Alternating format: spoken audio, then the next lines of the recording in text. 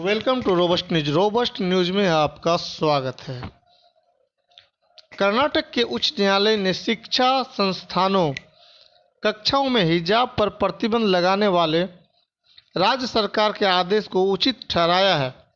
यह निर्णय अपनी पहचान के साथ शिक्षा ग्रहण करने के अधिकार को सीमित करता है। जिस तरह अदालत में बहस चल रही थी, उसे देखते हुए यह निर्णय अप्रत्याशित नहीं है। वैसे भी अब भारतीय अदालतों में इंसाफ संयोग और अपवाद बन गया लगता है। पूरा या आधा या विलंबित जब वह मिलता है तो सुखद आश्चर्य होता है। हिजाब को मना कर देने वाले इस फैसले की निराशा के बीच दिल्ली में इशरत जहां को प्राथमिक न्यायालय से जमानत और सर्वोच्च न्यायालय द्वारा केरल के मीडिया वन चैनल पर लगे प्रतिबंध पर रोक ने भारतीय न्याय व्यवस्था से पूरी तरह भरोसा उठ जाने की हताशा से सावधान किया है। फिर भी कर्नाटक उच्च न्यायालय के निर्णय ने एक खतरनाक उदाहरण पेश किया है। अदालत इस नतीजे के पक्ष में कई तर्क देती है। सबसे पहले वह यह तय करती है कि हिजाब इस्लाम का अनिवार्य अंग यानी हिस्सा नहीं है। इसलिए मुसलमान छात्राएं यह दावा नहीं कर सकती कि हिजाब उनकी धार्मिक आस्था के अभ्यास का मामला है, जो संविधान द्वारा प्रदत्त मूल अधिकार है। इस मुकदमे की शुरुआत से ही विधिवेताओं ने बार बार कहा कि यह तय करना अदालत का काम नहीं होना चाहिए कि किसी धर्म का अनिवार्य हिस्सा क्या है और क्या नहीं है। न्यायाधीश इसके लिए अधिकारी नहीं है। धर्मों का इतिहास जटिल है और धर्मों को धारण करने वालों के लिए उसकी व्याख्याएं भी भिन्न भिन्न हो सकती हैं। क्या किसी धर्म से संबंधित सारी बातें, उसके सारे रीति रिवाज किसी एक मूल ग्रंथ में पाए जाते हैं? यह एक सवाल है। क्या काल क्रम में धर्मों में परिवर्तन नहीं होता है? यह भी एक सवाल है। किस तरह तय होगा कि मैं जिसे अपना अनिवार्य धार्मिक व्यवहार मानता हूँ वह अनिवार्य नहीं है? यह भी एक सवाल है। इसलिए इसकी चेतावनी दी जा रही थी कि अदालत को इसकी जांच नहीं करनी चाहिए, लेकिन उसने यही किया। हिजाब को इस्लाम का पालन करने के लिए अनिवार्य नहीं माना। अदालत ने कहा कि हिजाब नहीं पहनने से कोई पापी नहीं हो जाती, ना तो इस्लाम की शान कम नहीं हो जाती और वह लुप्त नहीं हो जाता। यह तर्क तो किसी भी धर्म के किसी भी रीति रिवाज पर लागू किया जा सकता है। मनु सेबेस्टियन ने लिखा कि क्रिसमस मनाने का जिक्र बाइबल में नहीं है। बड़ा दिन न मनाने से कोई पापी नहीं हो जाता और न ईसाईयत खतरे में पड़ जाती है। तो क्या कल आप इसे भी प्रतिबंधित कर देंगे? यह एक सवाल है। तार्किक परिणति यही हो सकती है। मुझे किसी की ललाट पर विभूति अटपटी लग सकती है, लेकिन वह उसके लिए अनिवार्य है। क्या स्कूल उसे मिटा देगा? यह एक सवाल है। या बिंदी अथवा सिंदूर? यह भी एक सवाल है। इनका जिक्र किसी ऐसे ग्रंथ में नहीं जिसके आधार पर इन्हें अनिवार्य कहा जाए। किसी धर्म में क्या अनिवार्य है, यह जब उस धर्म से अलग किसी और मत का व्यक्ति तय करने लगे तो संकट होगा। क्या वह अपने पूर्वाग्रहों से पूर्णतया मुक्त हो सकता है? यह भी एक सवाल है, कमेंट में आप इसका जवाब दे सकते हैं। भारत में प्राय यह पूर्वाग्रह बहुसंख्यकवादी धारणाओं से बनता है।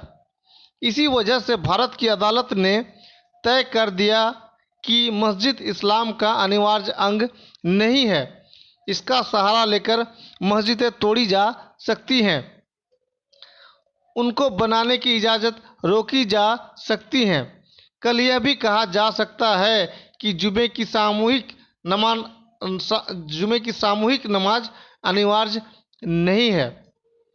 क्या यह फैसला मात्र शिक्षा संस्थानों तक सीमित रहेगा और मात्र छात्राओं तक? यह एक सवाल है। कल अगर कोई सरकार इसी को बाकी सार्वजनिक स्थलों के लिए लागू करे तो उसे कैसे रोका जा सकेगा?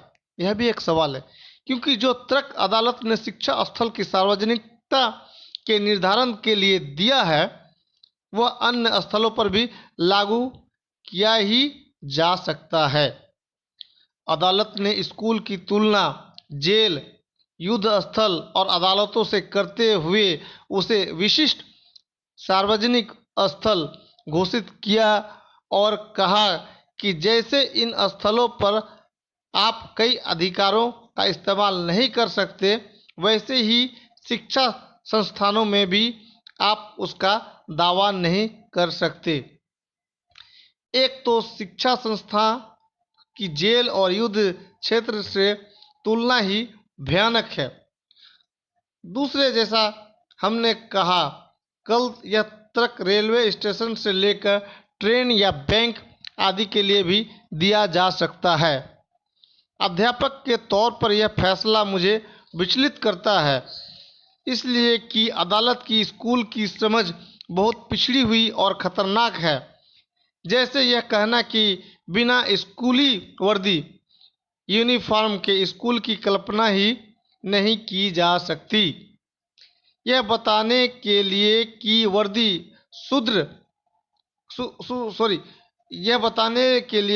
वर्दी शुद्ध भारतीय अवधारणा है। अदालत ने गुरुकुलों का उदाहरण दिया कि वहाँ भी छात्र वर्दी में आते थे। यह खासा दिलचस्प है कि अदालत कहती है कि वर्दी कोई मुगलों या अंग्रेज़ों की देन नहीं, पहले से हमारे यहाँ थी। यानी मुगलों को भी बाहरी ठहराने का एक मौका निकाल लिया गया। वह बार बार कहती है कि हम विदेशी उदाहरण नहीं लेंगे, लेकिन फिर वर्दी का अपना तर्क पुष्ट करने के लिए वह अमेरिका से उदाहरण लाती है।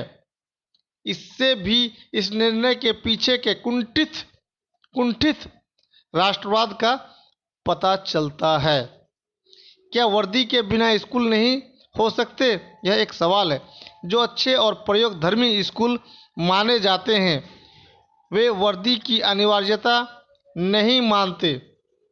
हम में से कई ने ऐसे स्कूलों से पढ़ाई की है जहां कोई एक वर्दी न थी, लेकिन उससे शिक्षा की गुणवत्ता पर या छात्रों की योग्यता पर कोई प्रतिकूल असर तो नहीं पड़ा। इस फैसले को पढ़ते हुए जान पड़ता है कि अदालत को वर्दी के बिना स्कूली पाठ्यचर्या की कल्पना भी असंभव लगती है। वर्दी के पीछे का तर्क भी अदालत नहीं समझ पाई है।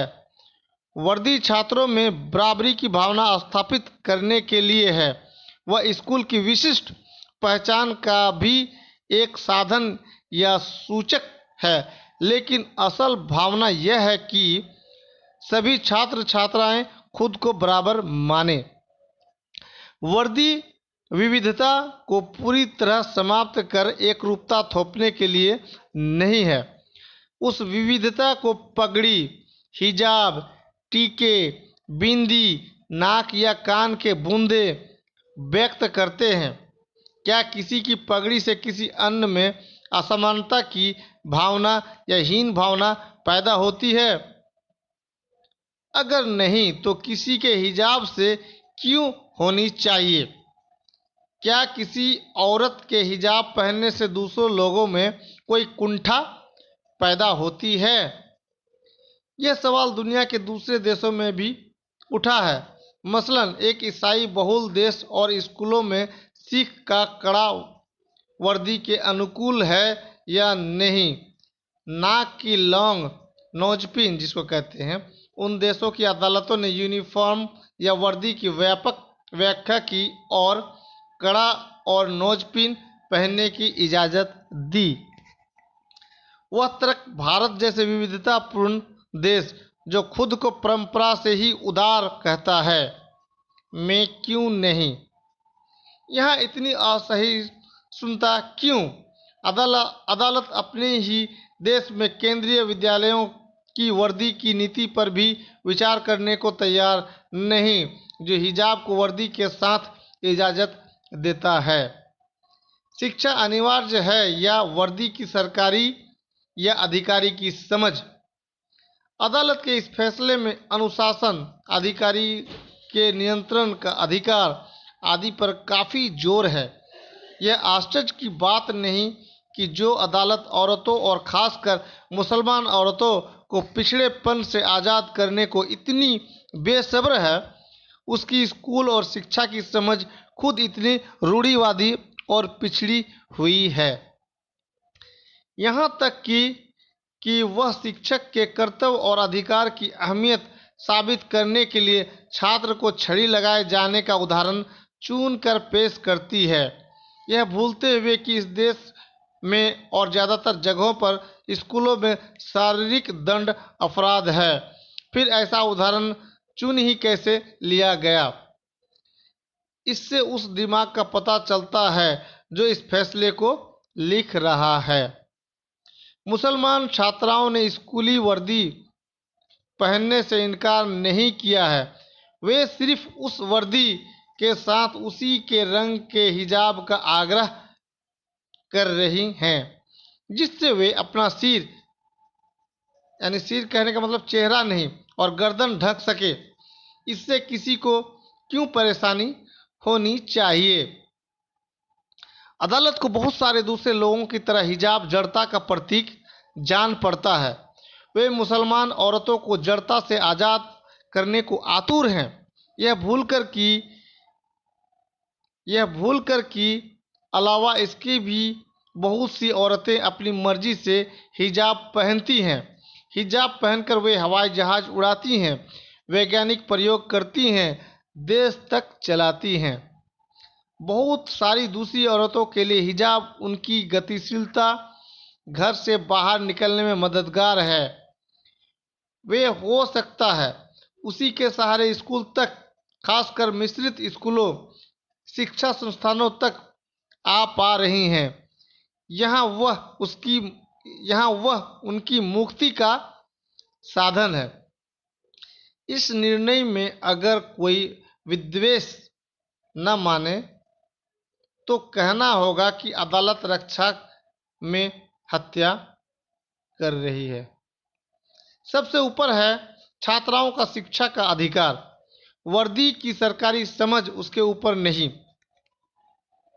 सॉरी। दोनों में तुलना करने पर किसके पक्ष में खड़ा होना चाहिए? क्या इसके लिए किसी विशेष प्रशिक्षण की जरूरत है? सरकार की तो राजनीतिक विचारधारा की हृदयहीनता का नतीजा है यह फरमान कि हिजाब नहीं चलेगा। अदालत इतनी क्रूर कैसे हो सकती है कि पढ़ना है तो हिजाब के बिना वरना बाहर रहो का निर्णय दे। इंसाफ की एक पहचान यह है कि वह निर्बल को बल देता है। इंसाफ की एक पहचान यह है कि वह निर्बल को बल देता है। राज्य और इन मुसलमान छात्राओं में कौन कमज़ोर है बताने की ज़रूरत नहीं। हमें उम्मीद है कि सर्वोच्च न्यायालय ने जैसे मीडिया वन के मामले में केरल उच्च न्यायालय के अन्यायपूर्ण निर्णय को स्थगित किया है, वैसे ही इस मामले में भी वह इस अतार्किक निर्णय को स्थगित करेगा। लेकिन देखकर निराशा हुई कि उसने इसे फौरी सुनवाई के लायक मामला नहीं पाया। यानी हिजाब के बिना इम्तिहान ना दे पाने की तकलीफ अदालत के लिए कोई मायने नहीं रखती। वह होली के बाद इत्मीनान से इसे सुनेगा। फिर भी हम उम्मीद तो रखें। खबर कैसी लगी? चैनल को सब्सक्राइब करें, कमेंट में अपना राय दें। बेरोजगारी से देश के जवानों को भटकाने के लिए इस तरह के ड्रामेबाजी और कोर्ट कचहरी और अदालतों को बेवजह समय बर्बाद करने के लिए बहुत अच्छा, अपने देश के जवानों को भटकाने के लिए एक अच्छा तरीका है। खबर कैसी लगी? चैनल को सब्सक्राइब करें, कमेंट में अपनी राय दें। आपका दिन शुभ रहे। Thanks audience, thanks listener.